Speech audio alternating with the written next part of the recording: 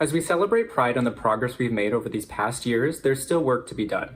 So to those of you out there who are still working against equal rights, we have a message for you. You think we're sinful? You fight against our rights. You say we all lead lives you can't respect. But you're just frightened. You think that we'll corrupt your kids if our agenda goes unchecked. Funny, just this once, you're correct. We'll convert your children. Happens bit by bit, quietly and subtly, and you will barely notice it. We are gathered here today to celebrate Ruby and Sapphire. You're looking at the first LGBTQ wedding in a kids animated show. And this is the first kids animated character to directly identify themselves as gay. Yes! Because I'm gay.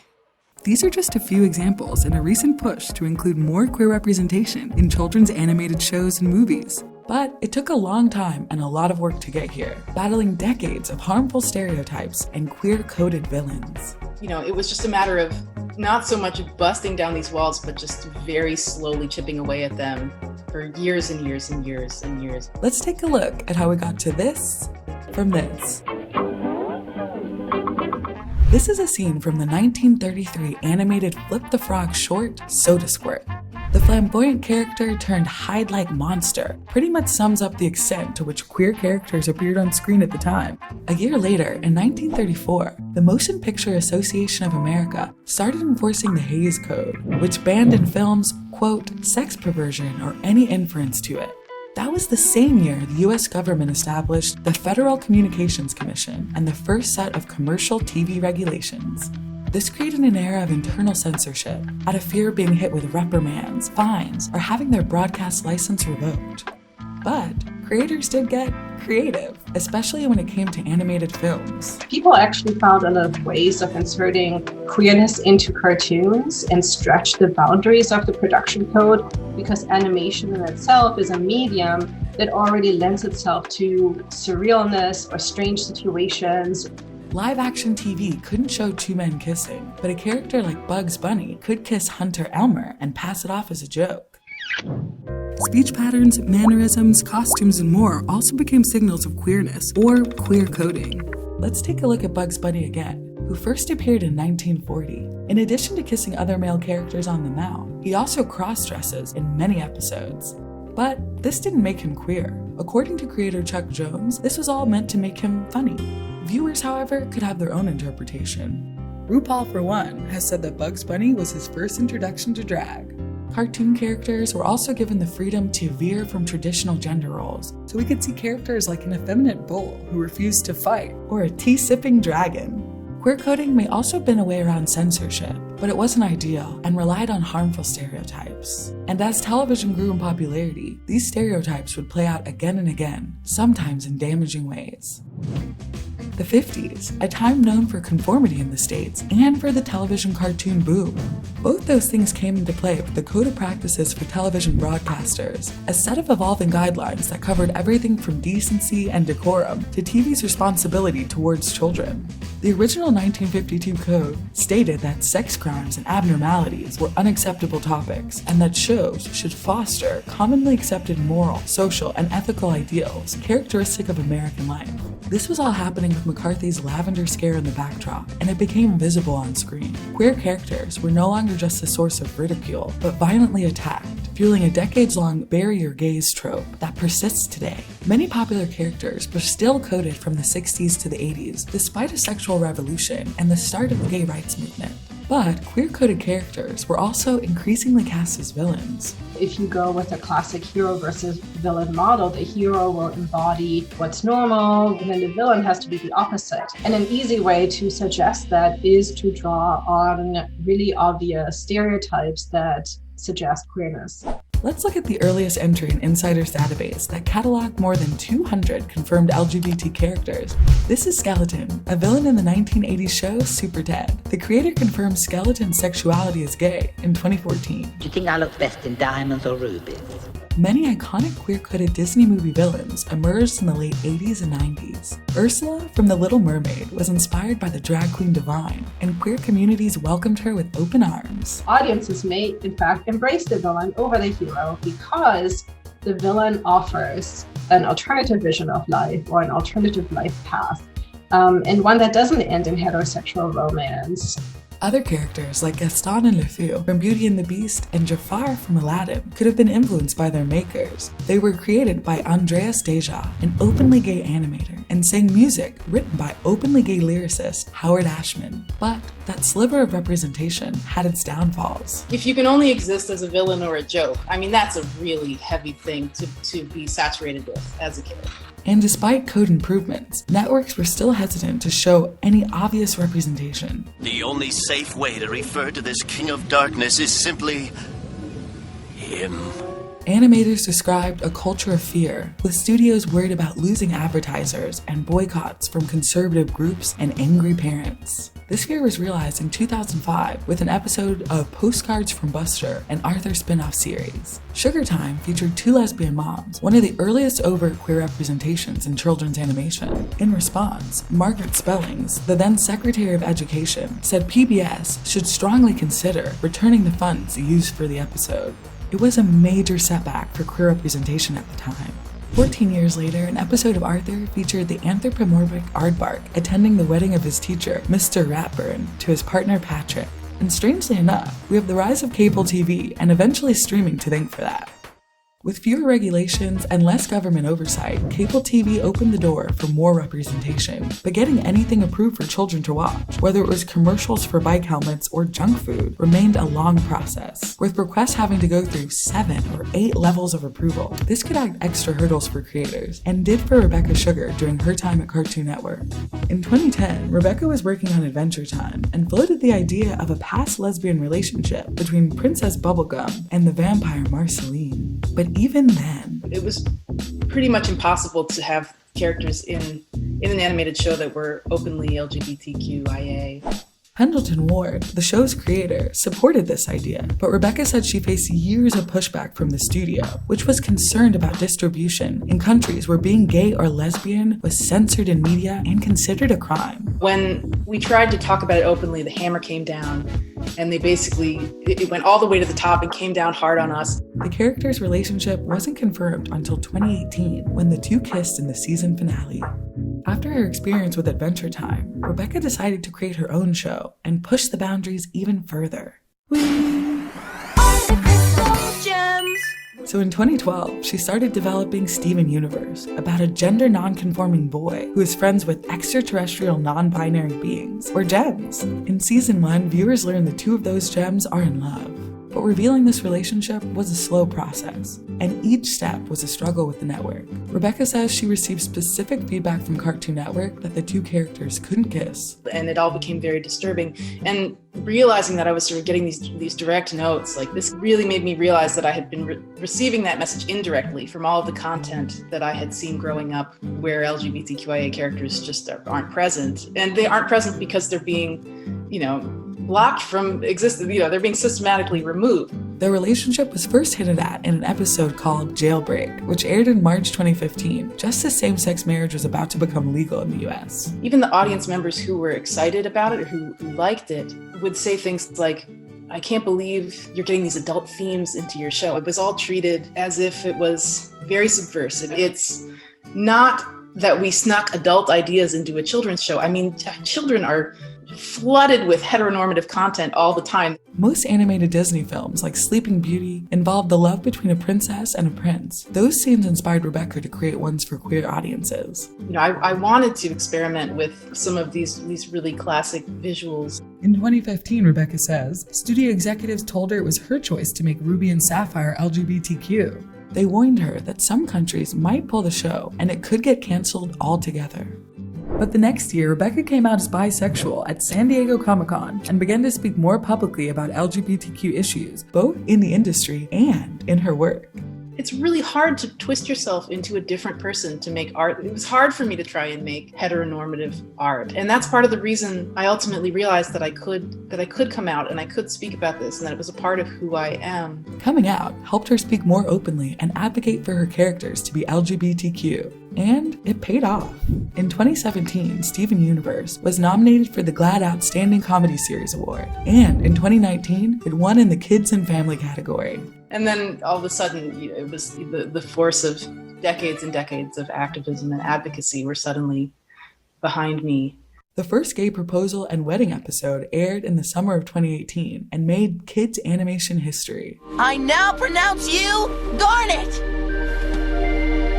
Steven Universe was the start of a wave of animated shows with LGBTQ representation, and the rise of streaming apps would make that wave even bigger. Without FCC regulations or broadcast codes, and with fewer layers of approval, creators were given more autonomy with their characters. This is where we start seeing much more representation in animation, and not only with sexual orientation, but with gender identity and queer communities overall. Velma, from the original 1969 Scooby-Doo cartoon, was long read as gay before being officially written as a lesbian in a 2010 update, Mystery Incorporated. Benson, a leading character from Kipo and the Age of Wonder Beasts, made history as the first kids animated character to directly identify as gay in dialogue. Yes! Because I'm gay.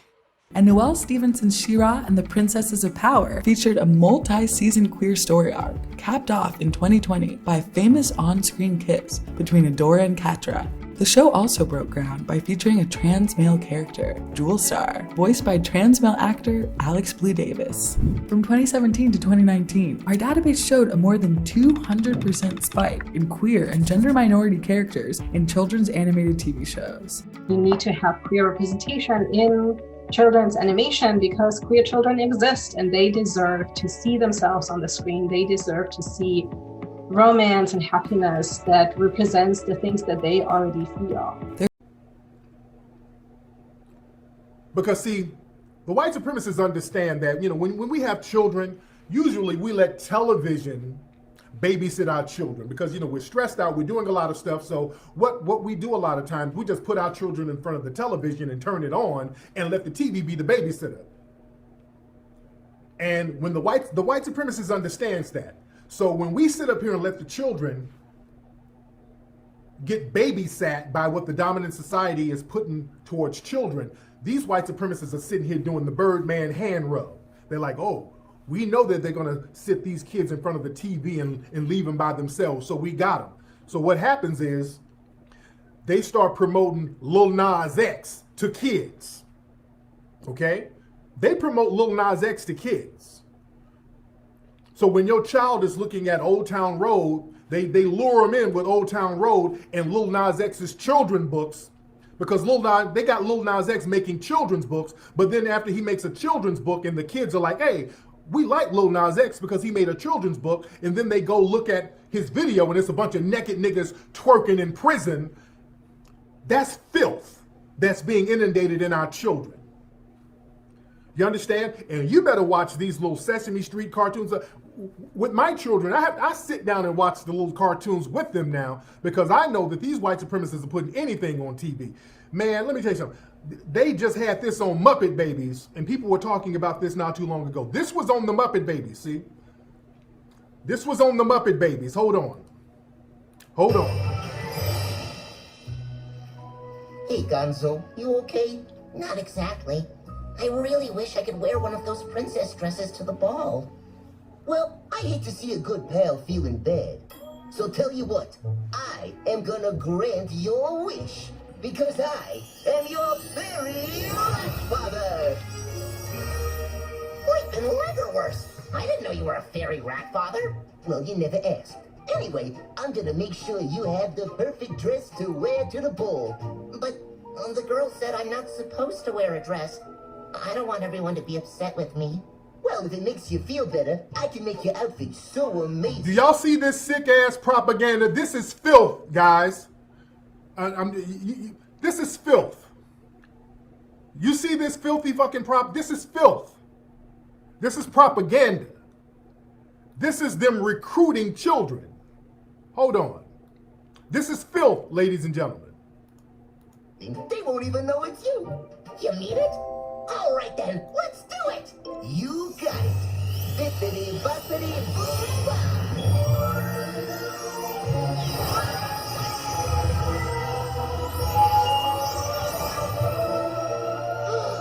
Have you ever seen such a splendorific dress? Family, this is why we have to debrief our babies. See, you sit your kid in front of the TV and this sick bullshit comes on. This is filth. This is grooming children. This is low-key pedophilia. You understand what I'm saying? These folks are not playing. This is propaganda. You understand? This is propaganda for our babies. We got to stand tall against this type of nonsense. You understand? This is why we have to cleanse the minds of our community. We have to hit our kids with so much positive information about themselves and us that this falls by the wayside, because they are programming our children as we speak, family. These folks are not playing. They are waging psychological warfare. This is psychological warfare, ladies and gentlemen. Some of my colleagues in medicine have even been looking at why do we seem to have an epidemic in homosexuality. Now, the CIA and the military, it came out in the newspaper that they were designing chemical weapons where they could spray it on the enemy forces, and the enemy soldiers would begin to want to have sex with each other, and then they would be defeated. Now, if somebody is thinking to create such a chemical or chemicals, I say perhaps they have already deployed it. Do you understand what I'm saying? If they have chemicals and plastics that they understand are already affecting the sexuality of fish and frogs and causing fish and frogs to become castrated and the males to become effeminized, why wouldn't they deploy it? It's just like I'm saying anybody who thinks HIV/AIDS is some accident that fell out of the sky, I say wake up. See, wake up. My position is that it's biological warfare until proven otherwise. Until proven otherwise. And if we understand what the dilemma of the white minority population on planet Earth is, and their key survival dilemma is that they are overwhelmingly outnumbered by people of color. And because of their genetic recessive state, they can be genetically annihilated. So it makes sense to them. It makes sense to them to do whatever damage or harm to the black population because we are the population that is most feared. In ancient Greece and the Roman Empire, homosexual relationships were an accepted and common practice. In these hyper-masculine societies, the male form was revered for its physical perfection, while women's virtues were jealously guarded to ensure the legitimacy of children. In Greece, romantic and sometimes sexual relationships between older and younger men were seen as an initiation rite. The Romans modeled themselves after Greece in most things, but had strong feelings that a Roman citizen should always play the dominant, never submissive role in a homosexual relationship. Prominent citizens sought out enslaved men, prostitutes, and entertainers to fulfill their sexual desires. Enslaved boys would sometimes be castrated in an attempt to keep them docile and immature for the pleasure of their dominant male lovers.